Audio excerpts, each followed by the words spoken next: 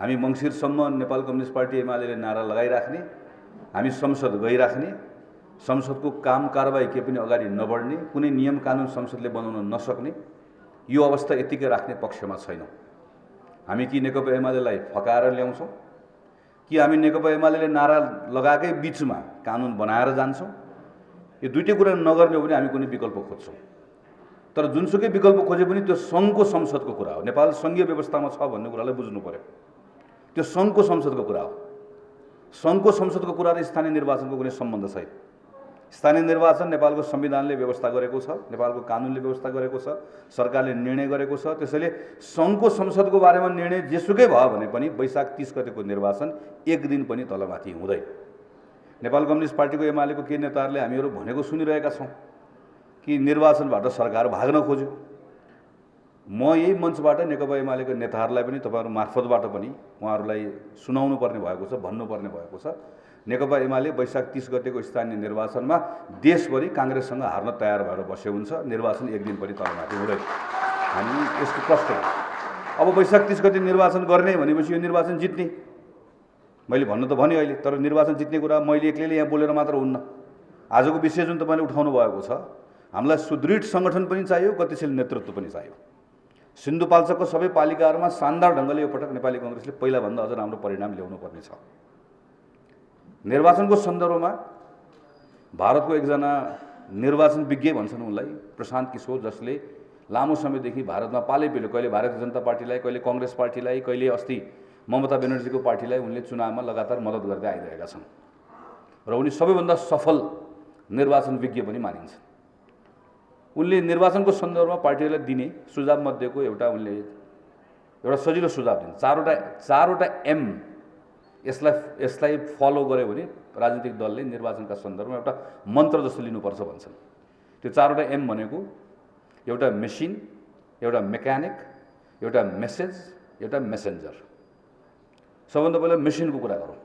हाम्रो सन्दर्भमा पनि त्यही हो। मेसिन भनेको सङ्गठन।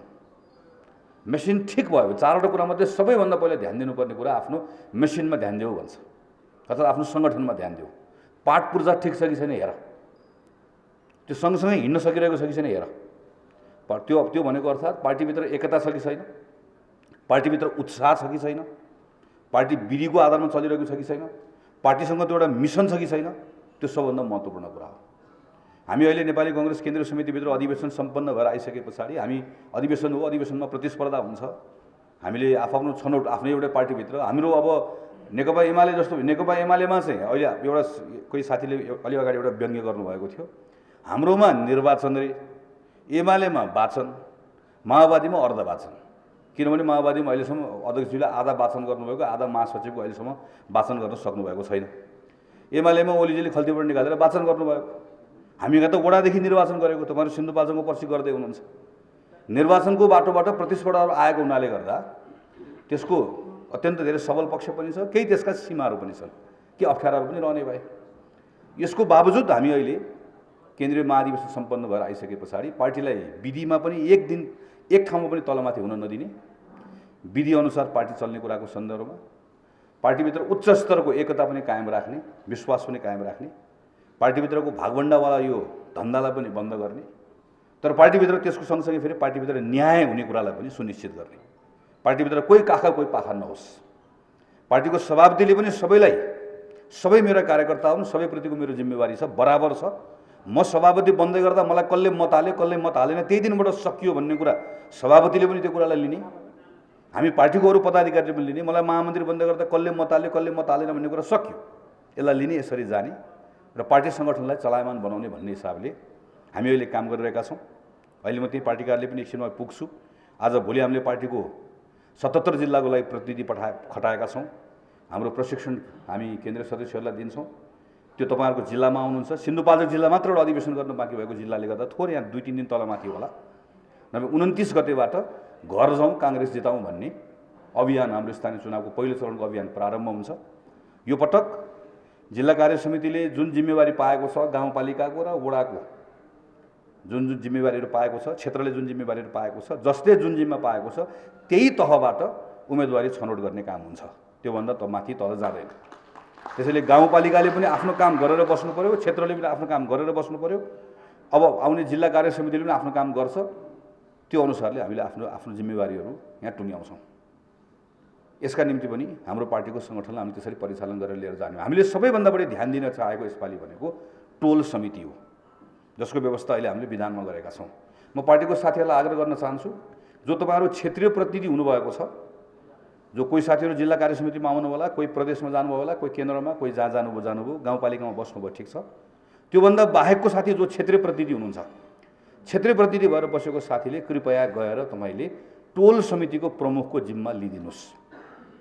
टोल समिति भनेको चाहिँ वडाभन्दा मुनिको समिति हो, त्यहाँ गएर बस्नु हुँदैन भन्ने भ्रमबाट बाहिर निस्किहालौँ हामीहरू।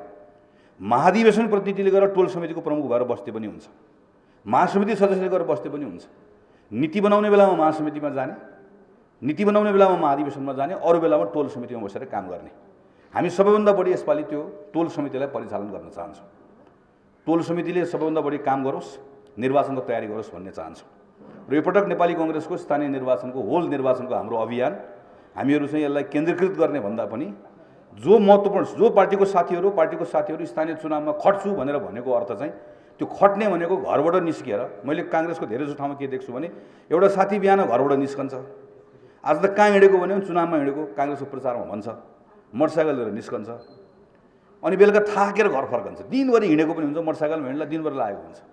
तर दिनभरि हिँड्दै गर्दा के गरिस् भनेर सोध्यो भने अर्को त्यस्तै मोटरसाइकलले पनि साथीसँग हिँडिरहेको हुन्छ। हामी आफू हिँड्छौँ, आफू भेट्छौँ, आफू कुराकानी गर्छौँ, घर आउँछौँ। यो पटक यसरी नहिँड्ने, यो पटक सबैजना कहाँ बस्यो भने आफ्नो टोलमा बस्ने, जो कोही पनि साथीले आफ्नो टोल नछाड्ने, जिल्लाको प्रमुख मान्छेले पनि जिल्लाको कोही जिम्मेवारी लिएको साथीले जिल्लाको जिम्मा जे छ त्यो काम गर्ने, बाँकी रहेको समय टोलमा बस्ने। म कांग्रेसको महामन्त्री छु, मेरो महामन्त्रीको जिम्मेवारी हो, तर बराबर तपाईँ र म बराबर हो नि, हामी सबै कांग्रेस सदस्य बराबर हो नि। मेरो पनि त टोल छ, म पनि मेरो टोलमा बस्नु पर्यो र मेरो टोलको मतदाता मैले चिन्नु पर्यो। मेरो टोलको मतदाता दुईजना भए पनि नयाँ मतदाता मैले थप्नु पर्यो, अनि बल्ल कांग्रेसको मत हामीले ठिक ढङ्गले हाम्रो मत आउने अवस्था बन्छ। सङ्गठनलाई हाम्रो मेसिनलाई हामीले ठिक बनाउने हो। मेसिन पछिको दोस्रो कुरा भनेको मेसेज। हामी यो पटक निर्वाचनमा जाँदै गर्दाखेरि के मेसेज लिएर जनताको बिचमा जाने हो त? केही तपाईँहरूका स्थानीय मुद्दाहरू छन्, इन्द्रावतीको तपाईँको त्यहीँको मुद्दा भयो, मेलम्चीको त्यहीँको मुद्दा भयो, लोकल मुद्दाहरू छ। कहीँ हामी निर्वाचन जितेका छौँ, कहीँ हामी निर्वाचनमा हामी चाहिँ पराजित भयौँ। ती लोकल मुद्दाहरू तपाईँहरूले तय गर्ने हो।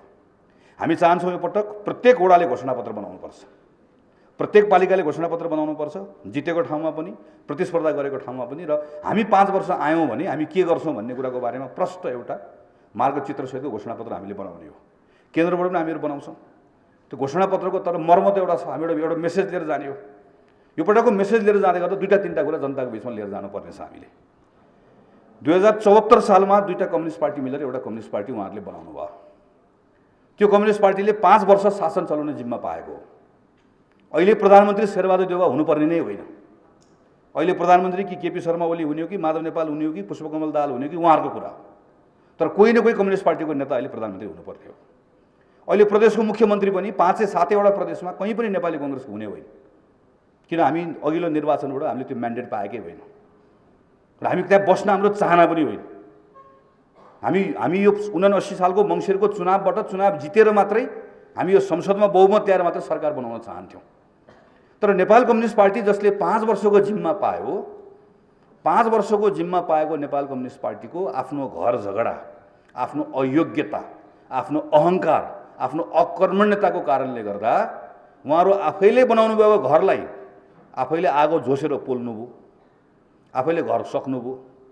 त्यो घर सक्दै गर्दाखेरि त्यो सँगसँगै त्यसको प्रभावमा त्यसले डढेलो लाग्ने ठाउँ त धेरै ठाउँ लाग्यो, धेरै ठाउँ बिग्रियो, धेरै ठाउँ भत्कियो। 74 सालमा जिम्मा लिएको नेपाल कम्युनिस्ट पार्टी असफल भयो। त्यो कम्युनिस्ट पार्टीको नेताहरू असफल हुनुभयो।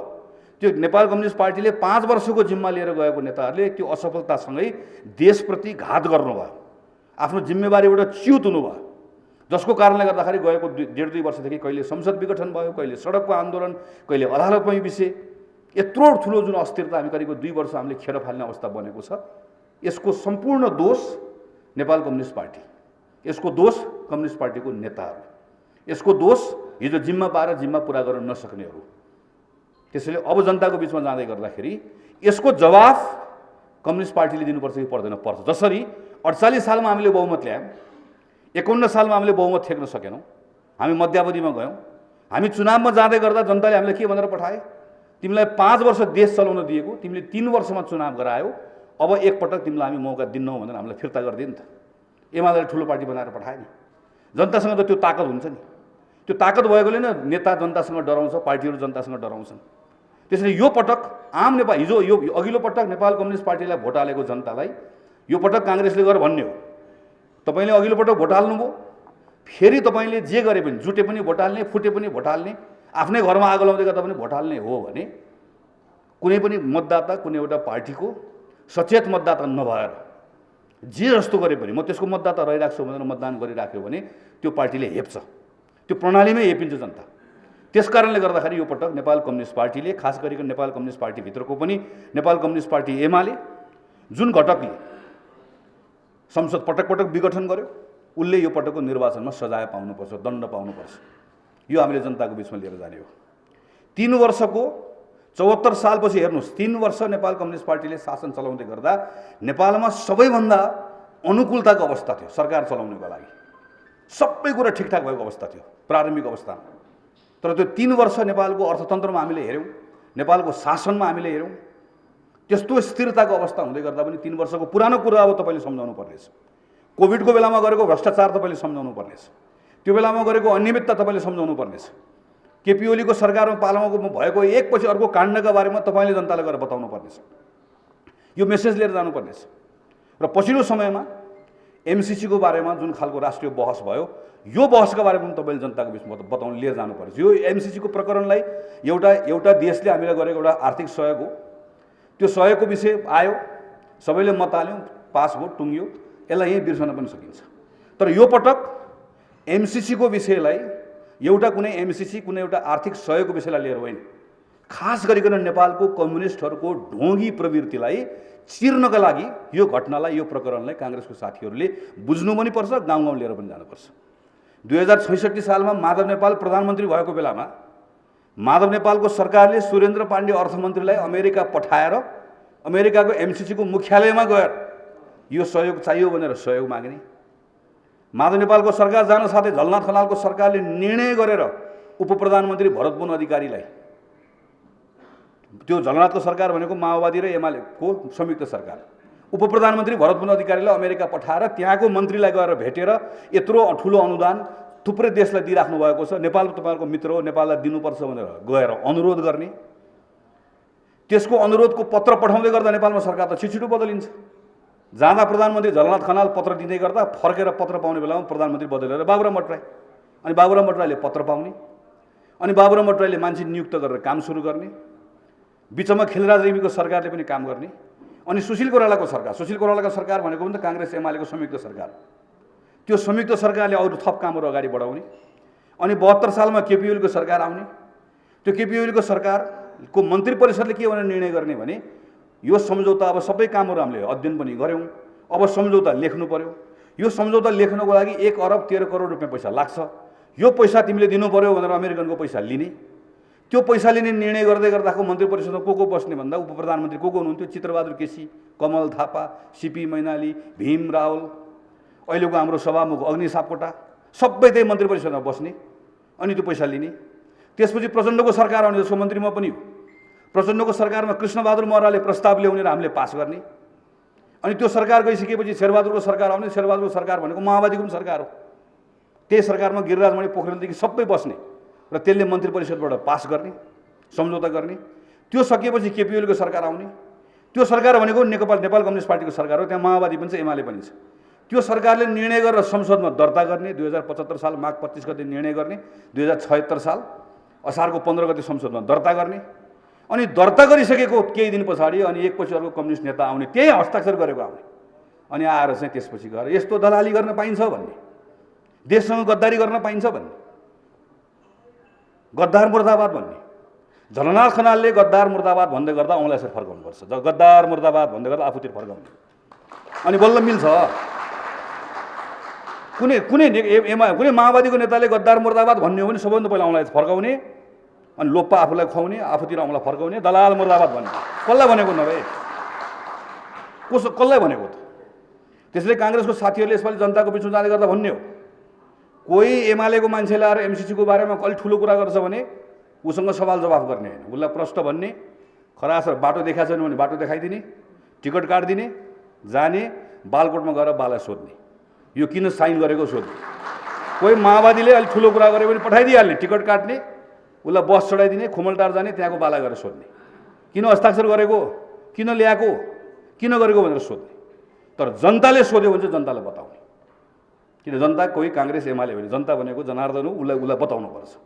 त्यसोलाई पार्टीको साथीहरूले पढ्ने, हामी तपाईँहरूलाई पुस्तक बनाएर पठाउँदैछौँ, सबै साथीहरूले पढ्ने र यसको बारेमा बुझ्ने जान्ने मात्र होइन, यो प्रवृत्तिलाई अब हामीले बताउनु। यो प्रवृत्ति कसरी आउँछ हेर्नुहोस् है, यो प्रवृत्ति अहिले एमसीसीमा यसरी आयो।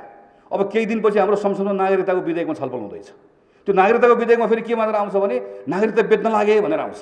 अस्ति अमेरिकन सेना आयो भन्दै आएको थियो, अब नागरिकता बेच्न लाग्यो भनेर आउँछ। अलि वर्ष अलि अगाडि यही प्रवृत्ति हामीलाई के भनेर आउँथ्यो भने यो उद्योग बेच्ने काङ्ग्रेस भनेर आउँथ्यो। त्यो बेलामा हामीले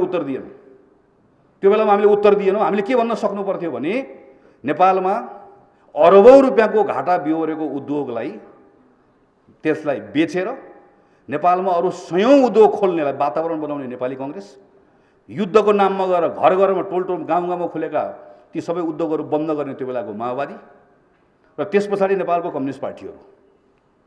कुनै पार्टीले सरकारमा जाँदै गर्दा साँच्चीकै काङ्ग्रेसले सरकारले चलाएको उद्योग बेच्ने कुरा गलत थियो भने कुनै पनि कम्युनिस्ट पार्टीको नेताले प्रधानमन्त्री भएको बेलामा एउटा उद्योग खोल्यो?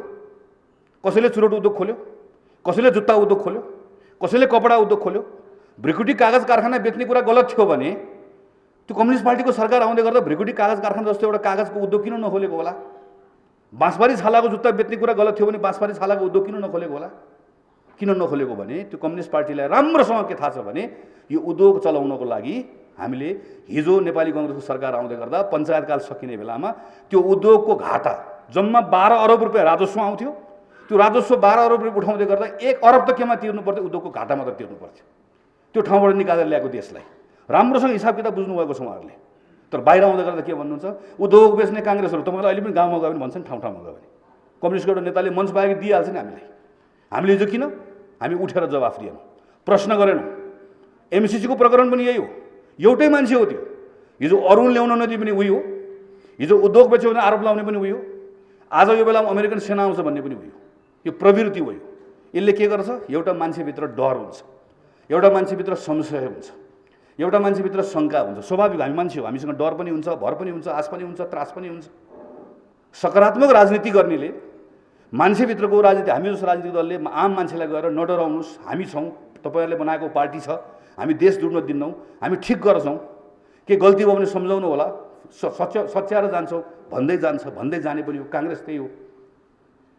तर नकारात्मक राजनीति गर्नेले, घृणाको राजनीति गर्नेले, उत्तेजनाको राजनीति गर्नेले के गर्छ? त्यो मान्छेको बिचमा आउँछ र के भन्छ भने त्यसको डरलाई प्रयोग गर्छ, तपाईँलाई तर्साइदिन्छ। आयो अमेरिकन सेना आयो भनिदियो, अस्ति लगे जग्गा लगिदियो भनिदियो।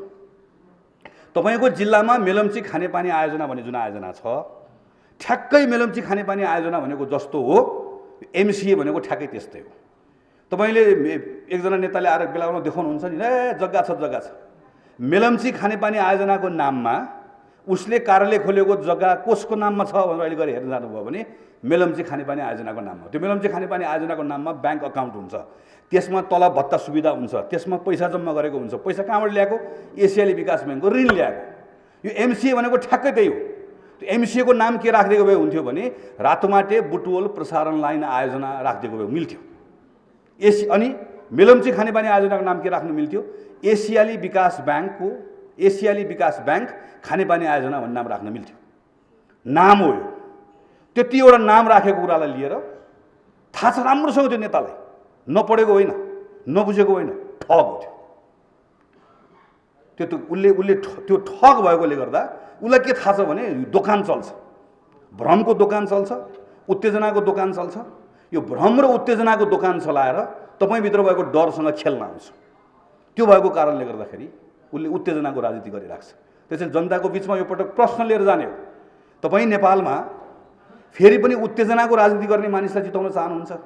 उत्तेजनाको राजनीतिको प्रवृत्ति जो घातक छ, यो प्रवृत्तिलाई पुरस्कृत गर्न चाहनुहुन्छ? यो प्रश्न लिएर जनताको बिचमा जाने हो।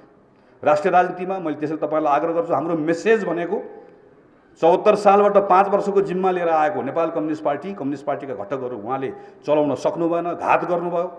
यत्रो ठुलो राष्ट्रिय विषयमा भित्र भएको बहसमा एउटा पार्टी सरकारमा हुँदा एउटा कुरा गर्छ, प्रतिपक्षमा हुँदा अर्को कुरा गर्छ, सडकमा एउटा कुरा गर्छ, दिनमा आइतबार एउटा कुरा गर्छ, मङ्गलबार अर्को कुरा गर्छ, बिहान एउटा कुरा गर्छ, बेलुका अर्को कुरा गर्छ, घाम लाग्दा एउटा कुरा, पानी पर्दा अर्को कुरा। अनि ढाँट छ, ठग छ। यो ढाँट प्रवृत्ति, यो छल गर्ने प्रवृत्ति, यो भ्रम फैलाउने प्रवृत्तिलाई परास्त गर्नुपर्छ र यो प्रवृत्ति नेपालको राजनीतिमा जहिलेसम्म बलियो भएर रहन्छ यसले देश विकास गर्न दिँदैन भन्ने कुरा हामीले जनताको बिचमा लिएर जानुपर्ने छ। बाँकी रहेको लोकल मेसेज तपाईँले लिएर जाने हो। तेस्रो एम भनेको मेकानिक। त्यो मेकानिक भनेको हाम्रो चुनाव प्रचारको अभियान, हाम्रो चुनावको रणनीति, चुनावको अभियानको बारेमा, चुनावको रणनीतिको बारेमा पछि फेरि कुनै बन्द कोठाभित्र तपाईँहरूसँग छलफल गरौँला पार्टीको नयाँ नेतृत्व आइसकेपछि। चौथो र सबभन्दा महत्त्वपूर्ण कुरा भनेको मेसेन्जर।